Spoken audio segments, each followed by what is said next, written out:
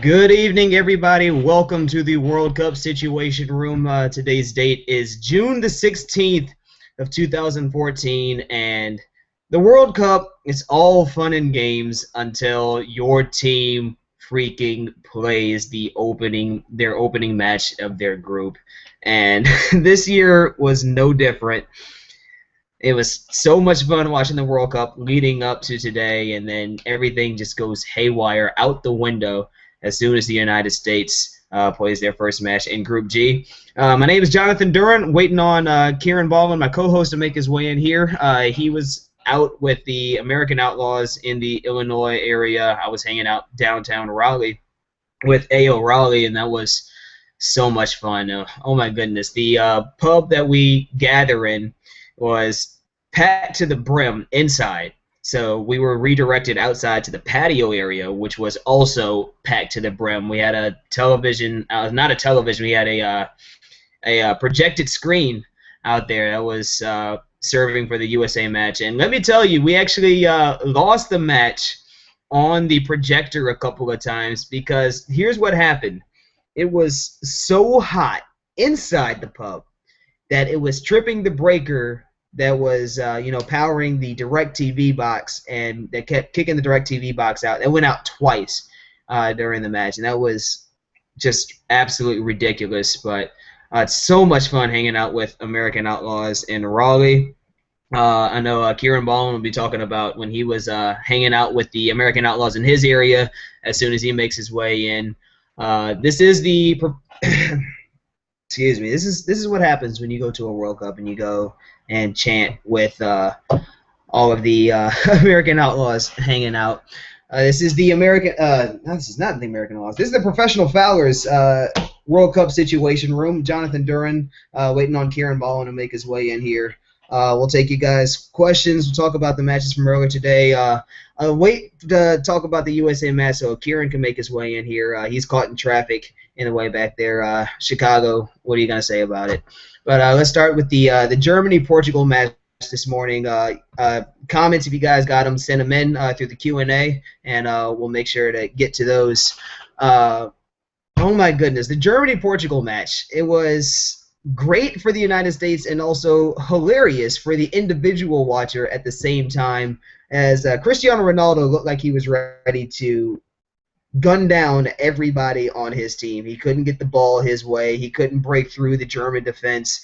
And it was great. I know I saw pictures after the match was over with all the Germans applauding, making their way over to the bench. And there was Muller with the biggest smile on his face. And I was just thinking in my mind, he's just laughing to himself. So, yeah, I scored a hat trick. We scored 4 goals against the Portuguese today. And those 4 goals are definitely going to damage them, just like they are hurting Spain right now. The -4 goal differential.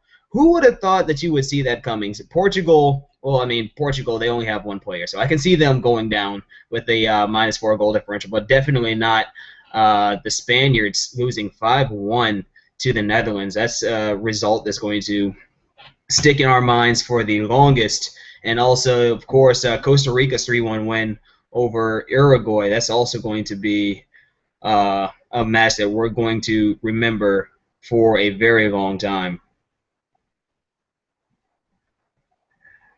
If you guys got comments and questions, go ahead and send them in. We'll talk about those as the show progresses. But let's talk about the Germany-Portugal match here at the front. Thomas Muller able to get a hat trick, and he is now tied for the World Cup goals lead with own goal, which is very impressive. I can't believe that in this World Cup, not only did we have an own goal in the very first match, also Bosnia and Herzegovina, bless their heart, their very first World Cup appearance, they gave up the fastest own goal in World Cup history. That's got to hurt when you come out to the national stage for the first time. This is Bosnia and Herzegovina's very first international competition. They've never competed in the Euros and never qualified for the Euros. And it's their first time being able to qualify for the World Cup. Of course, only being a country for, what, about 10, 20 years now? Not that long since the breakup of Yugoslavia. Same with Croatia, although Croatia's been able to make their way onto the international scene more than a couple times. What about Pepe's idiocy? That was great. That was a fantastic moment.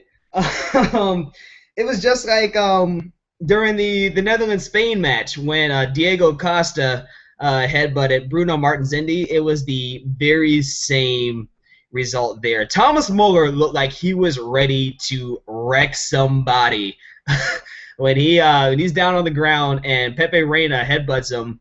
Not Pepe Reina, but Pepe headbutts him. And Thomas Muller jumps up there. He got right in his face. The referee gave him a quick red card, as he was supposed to do. But the best thing about it is that one of my friends was commenting about it, talking about how stupid Pepe was. Saying, listen, if you're going to headbutt somebody, do it right. If you're going to headbutt him, bash his face in. All he did is just leaned his head in. I don't know how much contact he made, but he did enough to rattle Muller. I mean, there are certain things that you can do, and there are things that you can't do. You look at, especially look at the Stanley Cup. You're not supposed to fight in the Stanley Cup. You're going to get chippy, you're going to get angry, and you're going to get physical, but you can't cross the line. You can't hurt your team like that. Pepe, red card, done for the Portuguese for the group stage, and of course the rest of them, their other center back suffering an injury during the match as well. So the USA, they're gonna have some fun if they're actually healthy. If they're actually healthy for the match against Portugal on next Sunday, and that's gonna be interesting to see. Hopefully, Josie's gonna be fit. Hopefully, Beasler's gonna be fit. Hopefully, the whole squad's gonna be fit. Proper hydration.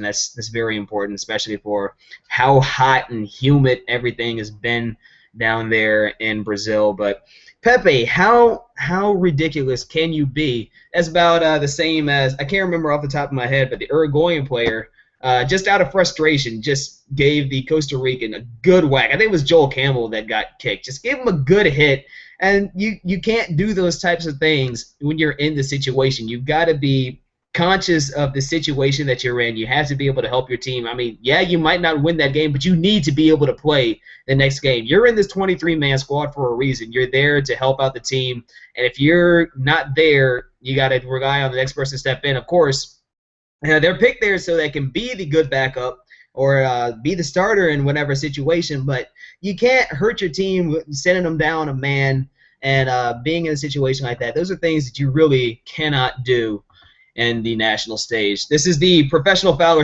World Cup Situation Room.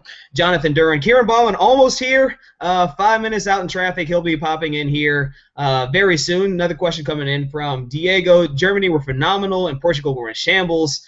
No fluidity in their passing. Ronaldo had an off day. Muller was fantastic and Pepe lost his head. He'll be a big miss for the game against the United States. Definitely. And Maxi Pereira, thank you, Diego. Maxi Pereira for Uruguay, who is going to be missed for the rest of the group stage. This is such a ridiculous World Cup. We've had so many. We've had how many red cards? 2 red cards already in this match. Maybe we could have had another one in the USA match for a stray boot that caught Clint Dempsey in his face. That's a debate that we'll be talking about later on in the show. But yeah, Maxi Pereira for Uruguay. But yeah, Germany were definitely phenomenal. Just the way that they toyed with the Portuguese in the second half. Just passing the ball around the park. Mesut Ozil running into space was fantastic. Toni Kroos was fantastic. Thomas Muller was fantastic. And everybody, you cannot overestimate how great the Germans were today. This is a team that's going to be really tough to beat. It's nice that we have the Germans last in our group, and we have a hurt and demoralized Portuguese team coming up next. Hopefully, we get in there, we get 3 points, we go in with 6 points. Germany, you have to bet on them more than likely to beat Ghana with the way that they played against Portugal today. I believe that Ghana is definitely the tougher team in this group than Portugal, just by seeing the way that Germany played today, and the fact that Portugal will have to play through one man and Nani. They remind me of the Cleveland Cavaliers when LeBron James was there. I used to talk about them having 1 3/4 a player. There was LeBron, there was Anderson Varejão, and there was Mo Williams. That's basically what it is for the Portuguese. It's Cristiano Ronaldo, and there's Nani, and there's João Moutinho, and or Raul Morales, who was looking quite a lot like John Valjean today. I know. I'm pretty sure you guys saw the picture of him giving the referee a double bird. In the back of my mind, I was just thinking, the man just wanted a loaf of bread. That's all he wanted. Just give him a loaf of bread. That's all he wanted to have. But that beard crazy, that mohawk reminded me when he was playing for Chelsea. He looked like a wild man today out there for the Portuguese. Question coming in from Edgar. How do you view our chances against Portugal now after today's results? Very, very high. I definitely would bet on the United States to win this match. Anything can happen in this World Cup. We've only had one draw. That is the match that we will not talk about. The Nigeria-Iran match was a snooze fest. The AO Raleigh Twitter account, they were basically downtown Raleigh all day. They watched all the matches down there. I only showed up for the USA match. But the tweet of the day definitely came from them. Hashtag, I believe that we will nap as soon as the Iran-Nigeria match started. Nigeria had the lion's share of possession, and Iran tried their best to get something on goal. I was rooting for the Iranians personally. As a Fulham fan, seeing Ashkan Dejega, I just wanted Ashkan. I wanted Ashkan to do well. And that's all I wanted. And then in the end, we had our first draw in the World Cup, and a scoreless draw at that. It just hurt my heart to see. But whatever. To the question at hand, I do think the United States has a very, very good chance against Portugal after today's results. Portugal is now, they have their back against the wall. They have to come out firing. Cristiano Ronaldo is going to be doing his best out there on the wing. And DeMarcus Beasley, he had a few moments today. He's still, in my opinion, he's still the best left back that the United States have, but he had his moments today. Of course, on the other side, Timmy Chandler was pretty good over there, and it's not Timmy Chandler, but Fabian Johnson was very good over there on the right back. But DeMarcus Beasley, he had a few moments. But again, I reiterate, I do think that he's the best left back that we have, and hopefully he'll be healthy. And Beasler, who I think was subbed off at the half too, it seemed that everybody on the squad was going down with the cramp. It was him and Josie, who went down with a hamstring. Man, that really hurt to see. So it was so funny because on Twitter, I can't remember his name off the top of my head, but the writer for MLSsoccer.com had the Twitter handle MLS Analyst. He was talking about how the mood went from euphoric to funeralist as soon as Josie went down, which is our next question. Rolling in here from Kyle. Any lineup changes other than Josie? No. Yes, this is the team that I like to see for the World Cup. I know Kiran, as soon as he's able to get in here, he was talking about how he wanted the U.S. to go with the 4-2-3-1 that they ran against Nigeria in Jacksonville. That was a good showing, but I do like the diamond formation with the two true wide midfielders, and you had Kyle Beckerman in the back. Although it seemed that at times it seemed that what's his name? Michael Bradley was doing a little bit of Kyle Beckerman's work. You saw Michael Bradley tracking back there, breaking up a few passes and getting into space in defense for the United States. It was definitely a credit defensively, and he did well in the offensive end, attacking for the United States. But of course, you have to give it all to Clint Dempsey for that great run. 20 seconds in, that's a FIFA goal. That's a video game goal right there. Who scores in the first 20 minutes? Of course, that's the 6th fastest World Cup goal in the history of the World Cup. World Cup number 20, and you get a moment like that. That's fantastic. It was really great to see that happen.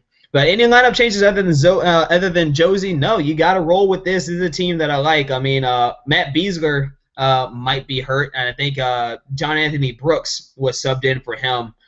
You might run with Brooks. Of course, he scored the goal, but you can't run on that. You might want to look at Omar Gonzalez to fill in there. Omar's he's a quick cover back. I mean, John Anthony Brooks is huge.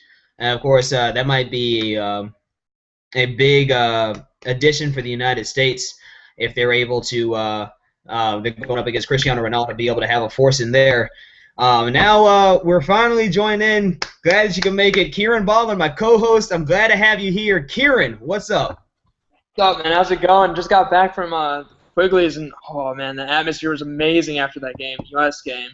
I don't know Uh, if you talked about it already, but oh, we're definitely gonna get there. But we're here in the Professional Fowlers World Cup Situation Room. Jonathan Duran sitting alongside Kiran Ballin. We'll take a second. We're talking a little bit about the United States right now, but let's go back. I want to get your thoughts about the Germany Portugal match from this morning.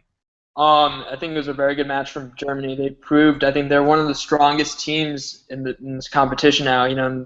We've seen a lot of the big teams play, and I think they're by far the most ready to progress in this competition. Mueller hasn't skipped a beat in 4 years, I guess, scoring wise, and it looks like he's going to be close to his record of goals right now at this point, at this rate. And talking about the Germans and Miroslav Klose, the only thing I just want one Miroslav Klose front flip. That's all I want from the entire World Cup. Just one front flip from Klose. That would be a beautiful thing to watch. I think I'd watch on replay, make a GIF of it maybe, and enjoy watching that the rest of my life. I think that front flip he trademarked that. So. Oh, definitely. And also, second match of the day, 10 words or less, Iran, Nigeria. I fell asleep.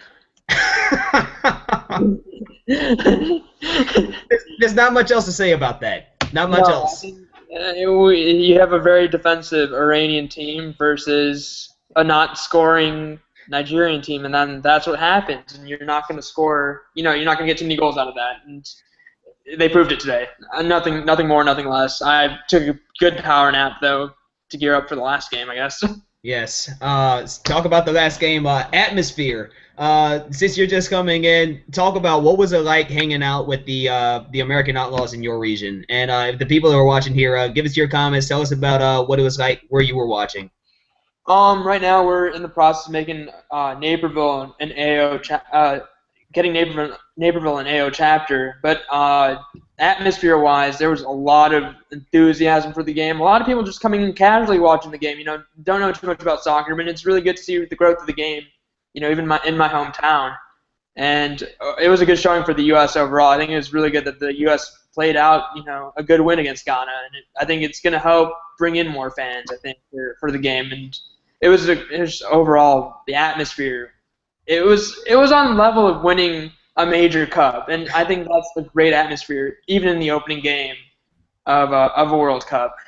Yeah, I was hanging out with AO Raleigh in downtown Raleigh, of course, and it was pretty cool. The Carolina Railhawks, some of their players were hanging out there, the local NASL side. So I was actually standing next to Akira Fitzgerald, our first-choice goalkeeper. That was cool, and our first-choice striker, Zach Shalowski, was there too. So it was cool seeing the players hanging out in the local area. But I was at a pub downtown, and I was ready to go in the front door where I usually go. And it was just so filled with people. Like there were ice bags down there in the front, ice bags in front of the fans so they could keep it cool in there. And the pub owner there was saying, you guys, you have to go around to the back. You have to go around to the patio. So we looped around to the patio, and that was still packed with people. And here's the thing, like we had a projector out there on the patio. Right. And that was streaming from the DirecTV inside. Right. Here's the thing. The projector went out a couple of times. Not the projector, but the DirecTV went out twice. What happened was because it was so hot inside the pub, it was tripping the breaker. Oh my! Did it break out at crucial points though? Like any of the big moments? Well, that's a funny point. That's a funny point. So it happened in the first half, and when it went out, I just got my phone out, brought up the Watch ESPN app, and I saved the people around me. So we were watching that. And it's funny, as soon as the projector came back on, that was when I can't remember who it was that had that flying header that went over the bar in the first half. Was it Gian maybe Asamoah? It might have been Gian, but all that I remember happening was the screen came back up and everyone went yeah, and then that header goes over the bar and everyone goes whoa. Quick turn of events right there. But, oh my goodness, you got to tell me about what happened when the USA scored their first goal and their equalizer on your end. I was just, we were all packed into watching the TV and all that, and I was getting my stool to sit down and all that, And, as I put my stool down, I see Dempsey just cut inside on this defender, and I'm like, he's got it, he's got it. Dempsey has that look about him when he's bearing down on goal, ready to score. And, you saw him cut inside, and, that nicely put inside, away from the keeper. Usually some players can get ahead of themselves and, hit it over the bar straight at the keeper. Dempsey looks so confident with that shot going in. And, oh, boy, when that goal went in, everyone was stunned. It was going crazy. It was pandemonium, if you ask me. The amount of cheering that was going on, the loudness of it, it was the best. And when Dempsey scored the first goal outside, the only word that I can use to describe it is ear-splitting. The reaction of everybody, just sheer joy, euphoria, pandemonium, I think you used that word. It's just unbelievable. As soon as that goal went in, everybody just jumped up in the air. Everybody was hugging each other, shouting and everything. And then, of course, the silencer with the equalizer from Ghana. Let's talk about that. Oh, that was the U.S. was really fighting off pressure. I think they really, for lack of better words, were parking the bus after that 1-0 goal, and I felt like there was going to be too much pressure. There had to have been. Ghana was getting some decent chances. They weren't putting them away, which was surprising by me because they do have talent up top. But when that equalizer went in, it's kind of like your heart stops. You're like thinking, is this it? Are they settling for the draw? Is it one of those things where, okay, we have to think about the next game? Are you planning ahead for, Portugal or Germany? What results can get you through that? And it was just like, it was heartbreaking. There was an eerie silence in the bar when that went in. All right, I need you to be completely honest with me. All right, be completely honest. Did you think the U.S. would still win that match after the equalizer? As Susie stepped up to it, I thought we were gonna do something with this corner. Prior to that, I was looking at a draw. I was being kind of realistic, pessimistic, I guess. Soccer's a weird sport where they do get that last-minute winner, but I was thinking U.S. It would have been a fair result overall if we had gotten the draw. And it would have been something we had to work on. To play better, and, play a bit more positive against like Portugal, I guess. But honestly, when that goal went in, I thought we were going to settle for a draw. Keep it compact and not force the issue too much. And I guess it worked out in the end, though. I'm happy about that. I got to tell you, honestly, I really thought the United States was still going to win that match, just simply because to follow the trend of everything that happened during this World Cup, we only had one draw, and that's news fest from earlier today. And I refuse to believe that we would have a draw in this match. It was just the fact that I watched the Switzerland match, you watched the Switzerland match. I knew there had to be a moment like that. And then as soon as John Brooks made that header, let me tell you, the amount of beer that was spilled outside in that patio was a shame. There was beer went flying everywhere. There was beer in my face. There were dropped beer bottles. There was shattered glass. There was another beer that spilled on me from a table because one guy got up and stood on top of the picnic table next to me and was holding on to the supports on the roof of the canopy that was over us. Just sheer pandemonium, and everybody, just hugging, screaming, shouting. And, of course, as soon as that goal went through and everybody calmed down from their shouting, we organized together with the classic, we bring the noise, we bring the ruckus. USA ain't, you know the rest. But that was shouted loud for everybody within Moore Square to hear. And that was just a ridiculous moment for the World Cup. I'm still in shock of that goal, though. That was just... I was a bit critical of Brooks coming into this. He was really untested, but I think these are the moments that you build upon. Brooks scoring that, game-winning goal. I think that's going to be a real confidence boost for him moving forward in, these next couple games. And, despite the injuries, the U.S. was able to overcome so much in this game, and it just helps, I think it just brings a lot of confidence to the team camp, as they travel to play Portugal next.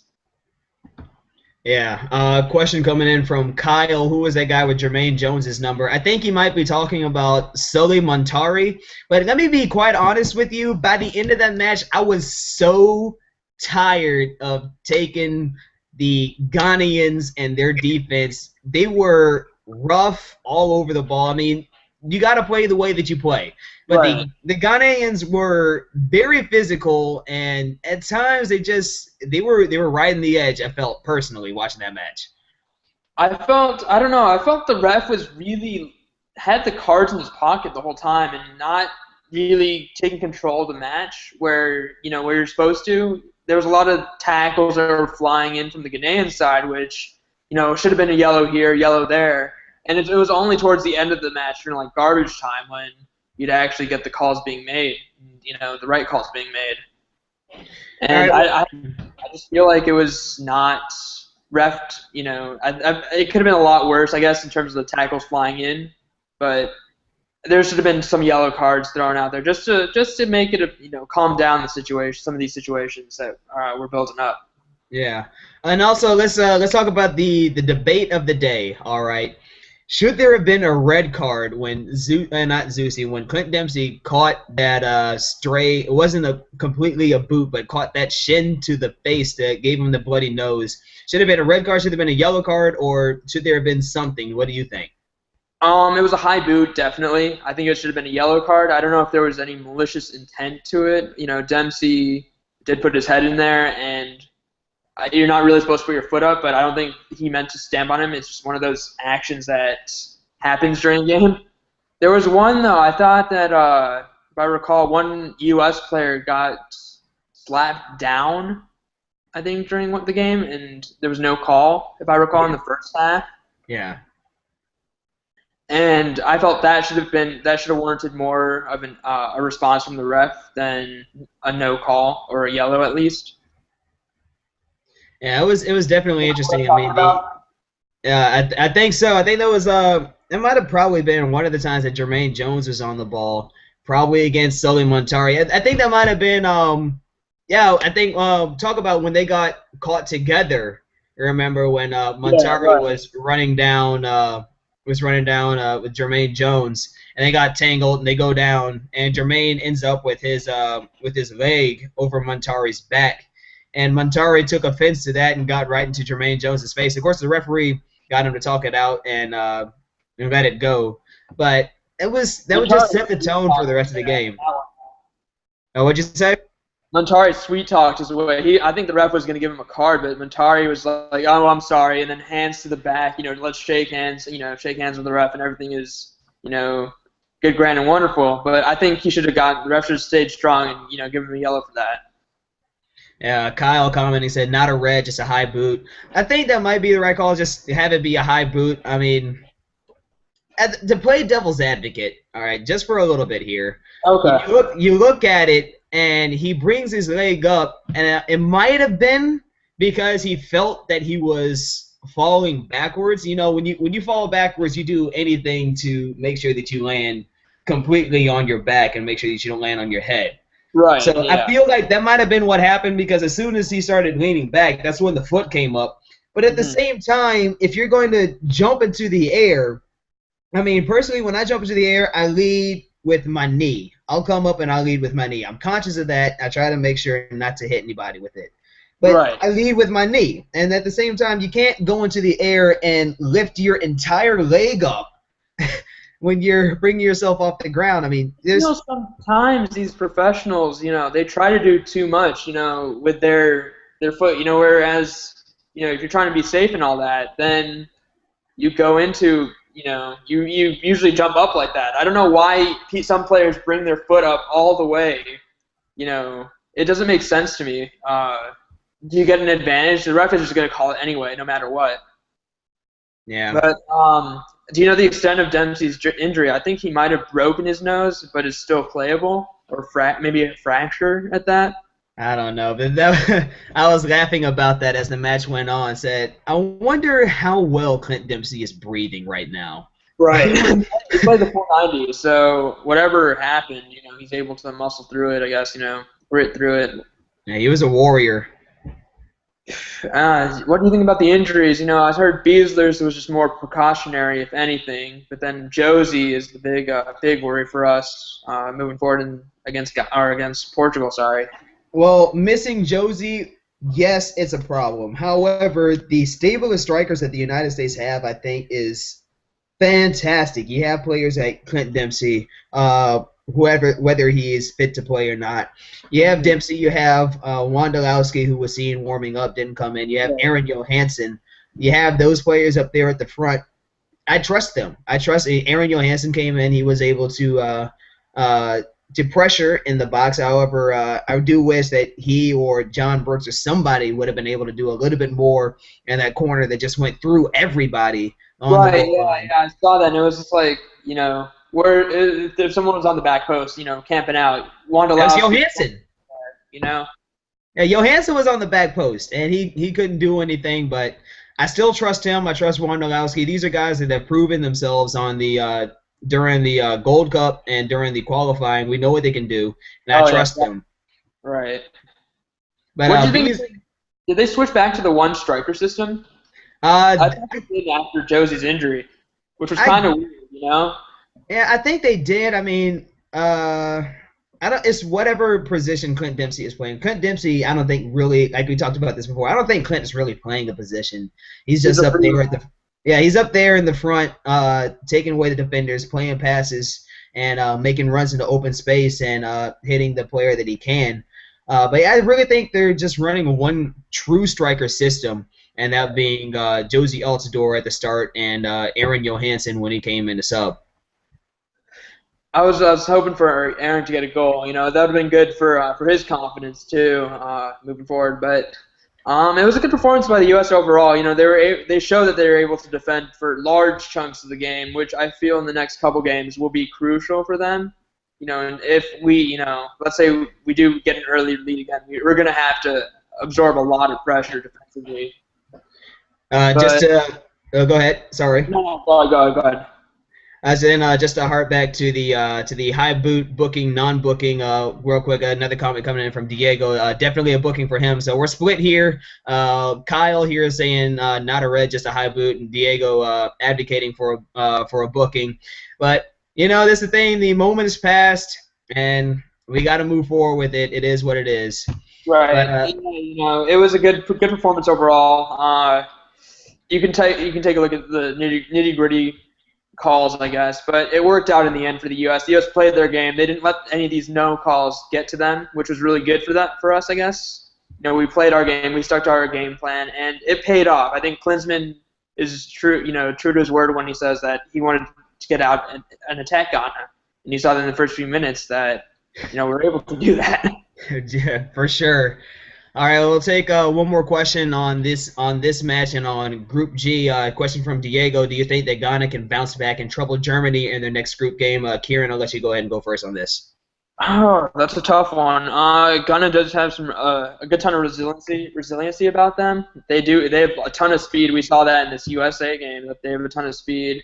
Hummels being out is a key injury for Germany.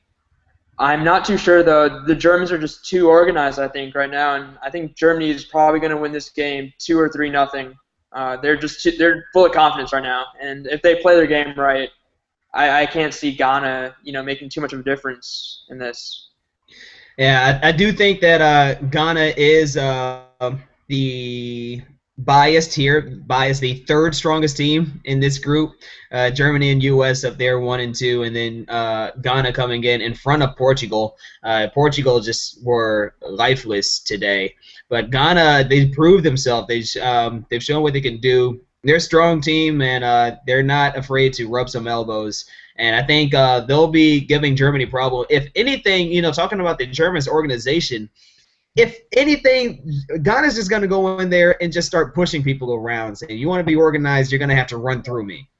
I think there's a lot of defensive issues I saw from the Germany-Portugal game that Germany didn't address really. And, when you lose someone as influential as Hummels, can these defensive errors come back to haunt you? You know, it didn't impact him against Portugal, fortunately, but early on you saw that, you know, Germany's back four weren't all playing together, and I don't know, maybe Ghana might be able to steal one goal, but if Germany played any as close as they did today, then it's going to be Germany all the way for this game at least. And if there's one thing I want to pick on from that Germany-Portugal match is that Ronaldo and Nani were just making things work on the wings, and we've seen today what Andre Ayew was doing for Ghana against the United States. So I think Ghana might be able to work some things through the wings. I mean, Ayew, we've known for the past 2 World Cups what he can do. Him and his brother, they're both really pacey as wingers, and you know, I think that's what Ghana has to their advantage. I think if they were a bit more organized defensively, it would have been a bit better for them, I think, overall. But you know, it's good to see Ghana, you know, being a force, and you know, showing that they're able to, you know, step up in certain games, and they could prove to be a spoiler in certain cases, I guess. I don't know. Maybe against Portugal they get a good result if Portugal's fortunes don't turn around quick enough. Let's get a hypothetical question here, just because it popped into my head and the way that the Germans played today.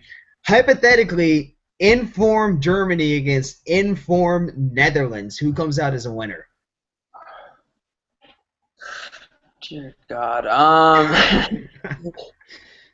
I'm gonna go with still the industrious Germans. I feel like Robin might be able to be stopped by some of the German players that play with him in the Bundesliga, and they know him as a player. Van Persie might be the X factor again. You know, if he does another fantastic dolphin-style goal where he's just flying in the air, then maybe Netherlands. But I feel that the organization, you know, organization of Germany is just gonna shine through. I feel, and it's one of those things where I feel like now is the time for Germany to, you know, turn the corner instead of finishing third in these past couple World Cups. That I think they can go all the way. The only way that these two teams would be able to meet up would be in the final. But you know, I'd go with an informed Netherlands, going for the reason that you talked about Iron Robin and Robin van Persie. These guys, they're incisive. Iron Robin makes great runs on the ball, and Robin van Persie is able to find open space the way that he did against Spain. I think that those two would be the catalyst to be able to put the Netherlands forward. It'd be another close match. Actually, I think it'd probably end up as 3-1 with a late goal, but it'd still be probably a very closely contested match, and I had to give it to the Netherlands. Oh, okay. No, that's so interesting. You know, the game of soccer, you never know who's going to win it, you know, who shows up on their day. And I think that's one good thing about the sport. There's a huge gap that's being closed now between teams. And it's really hard to pick a winner now, you know, stuff like that for these next games. But I don't know. I feel like Germany has this set plan that's very, very methodical and very well played out, I guess. I don't know, but I still give it to the Germans. They looked powerful today. It was especially against Portugal too. You know, you thought it was going to be a really close match for both teams, but even without I still think that even without the red card to Pepe, that Germany would still win pretty handily because Ronaldo was not 100% fit today either. So. No. Not at all. But actually, I get Diego to agree with me. Informed Netherlands only if Robin and Van Persie play anything like they did against Spain. The German defense will have nightmares. That's the point that I'm making. That's the way that I see it. Oh, okay. No, that's a good point though. I guess, you know, you're always gonna have two sides of the coin, but it'd be interesting to see Netherlands win the cup. I wouldn't mind to see the Orange to win it. Everybody likes the Orange. There are very few people who don't like the Netherlands. Right. All right, well, let's take over to the matches that are tomorrow. Starting at noon, We begin in round two. Actually, we do start round two, but we finish up round one. Two Group H matches. First one, Belgium and Algeria. Kiran, I know that you are the beat writer for the Belgians at the World Cup for Soccer News Day. Talk about the Belgians and what you see in this match tomorrow at noon. I hate them being called the dark horses of this group or in the World Cup, sorry. They have so much talent, and a lot of these players have played major cup finals, and they can really translate that into a World Cup.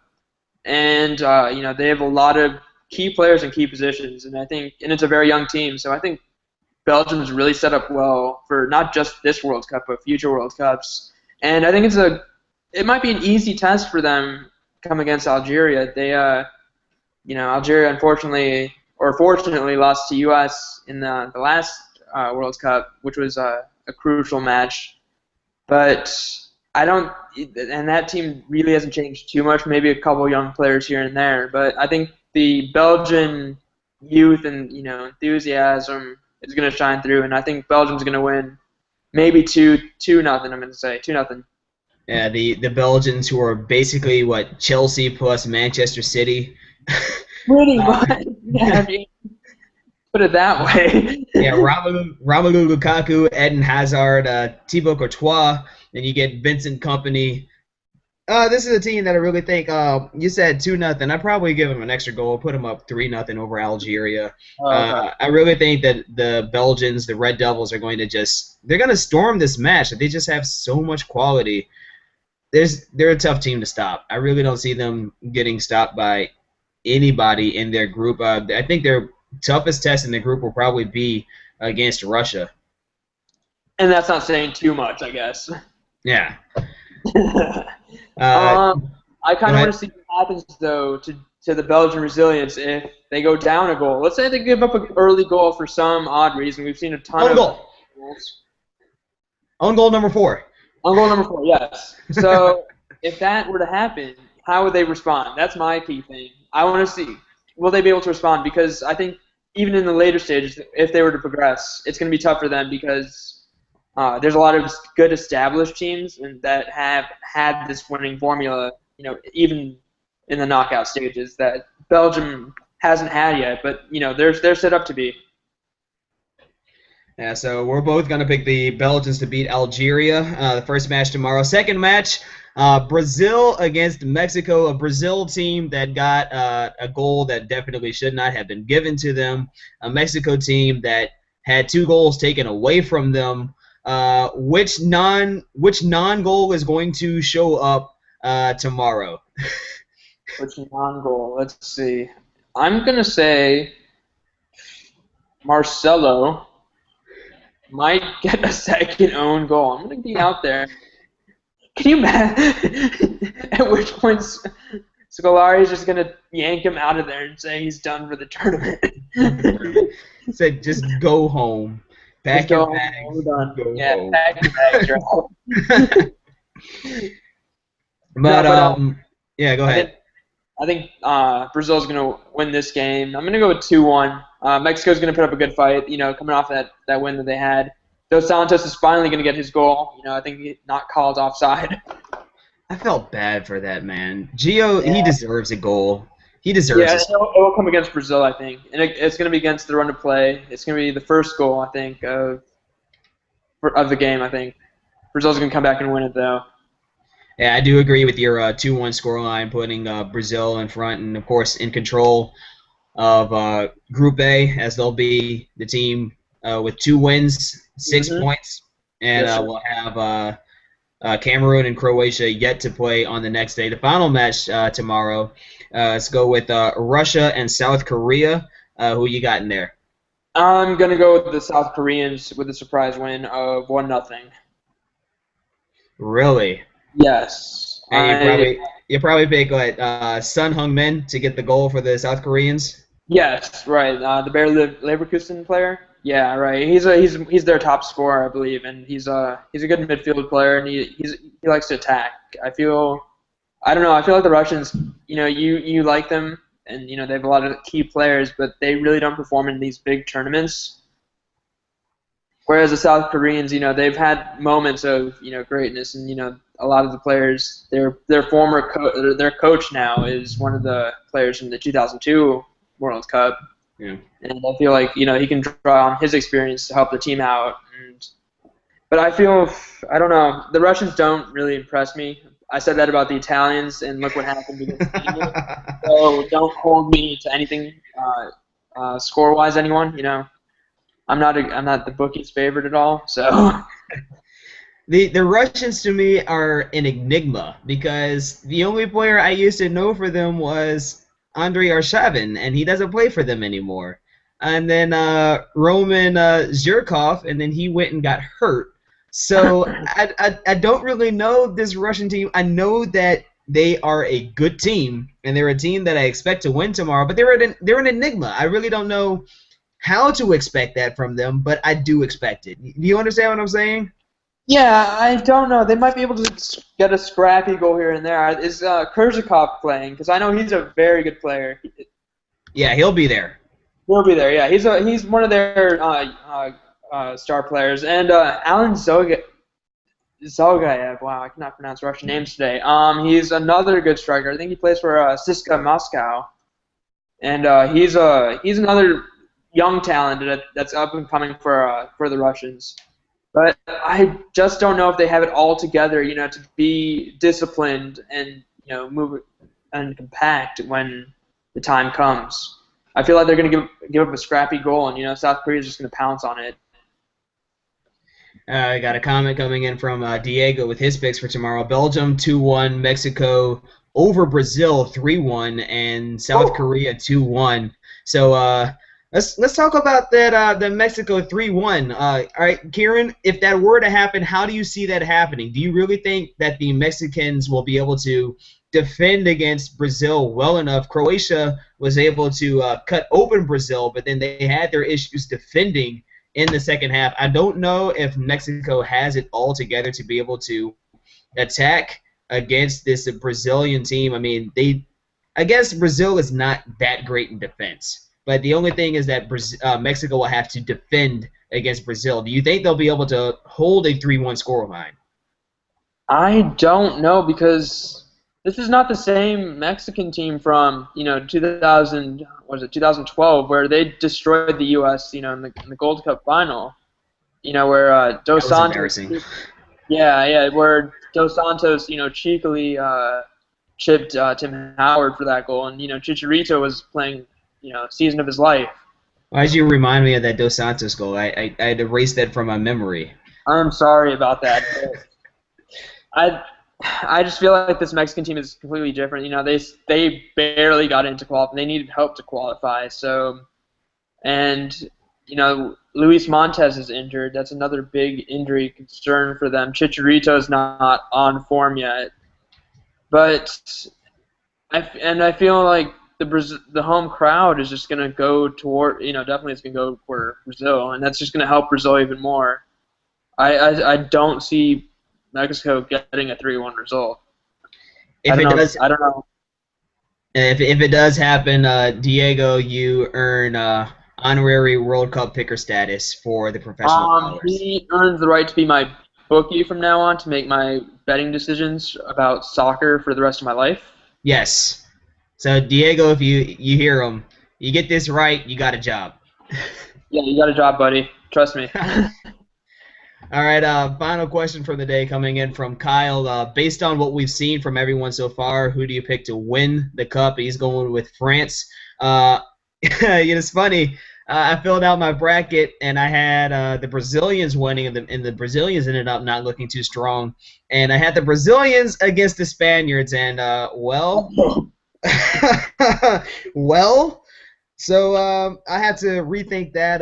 Kiran, what do you think? Who are your final predictions coming into the World Cup, and have they changed now? They have definitely not changed. I had Germany winning it, I do believe. I'm going to try to bring up what my fantasy bracket looks like. I haven't taken a look at it in a while. I haven't changed anything yet of it, so give me a second here, just bear with me. But I think Germany is the team to beat, I think, right now. Hopefully they don't sputter out, and this is just early form and they get knocked out by tiki-taka football at some point. But I think that right now, Germany is going to be the team to beat.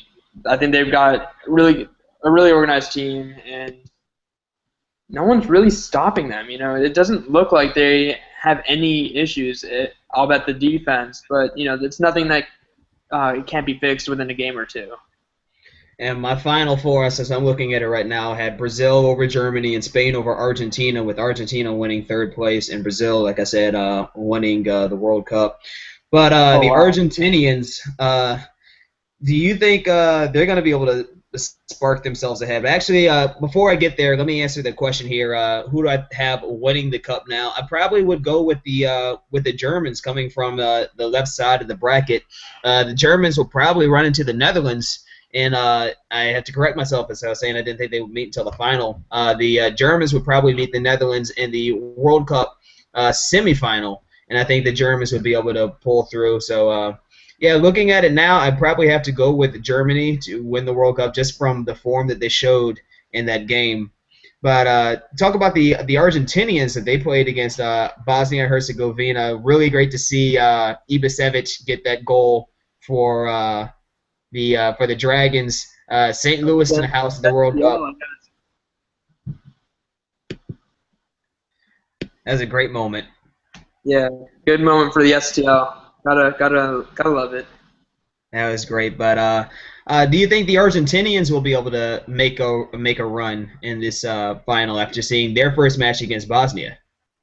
I think Bosnia's, again, I consider Bosnia to be a dark horse team. They have a lot of talent within their team, but you saw that Argentina was not running in all cylinders. They had a lot of problems, and until Messi scored the second, it looked kind of uncomfortable for Argentina, and I didn't see enough from Aguero to warrant too much merit for up top, I guess.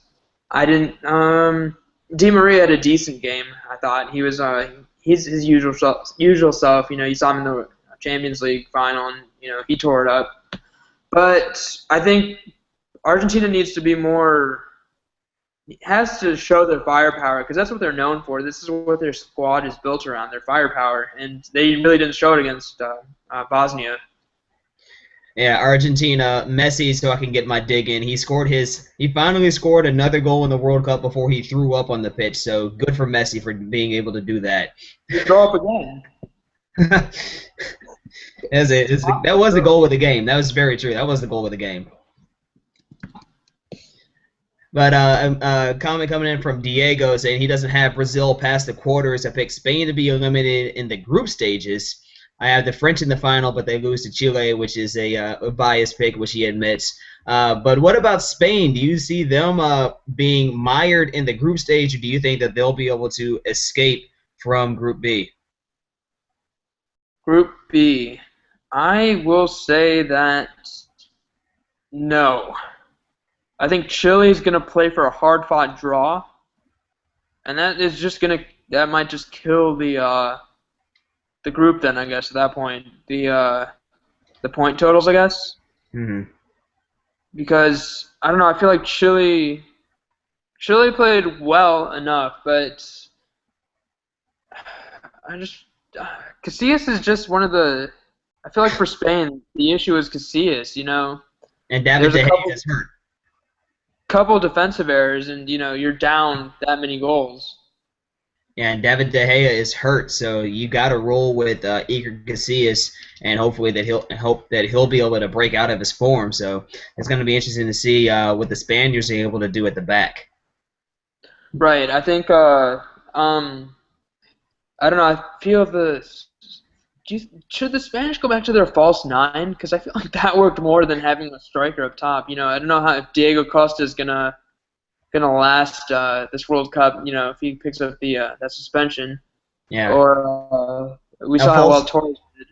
Yeah, a false nine is better than Torres. No striker is better than Torres. Right. I think we just put Sergio Ramos up top, maybe. or something at that point. But I don't see Spain getting out of the group. It's gonna be the shock. But that first game was just evident of it. And who knows? Maybe Chile will be able to pull out a victory. That'd be something to talk about. Definitely. Of course, we'll be here breaking down the matches. We'll be back at it tomorrow night. Broke down all the matches for tomorrow. Of course, we've got let's run through the matches again. Belgium and Algeria. We got Belgium winning. We got Brazil taking down Mexico, and I've got Russia beating South Korea. You've got South Korea beating Russia. Kiran, your final thoughts from today's broadcast. I need to recover. Today was just soccer-wise. I think, for the U.S. fan, I think it was a great day to watch soccer. You saw even from the beginning, I think a lot of fans were tuning into the Germany-Portugal match because there was a lot of vested interest to see how both teams were going to do.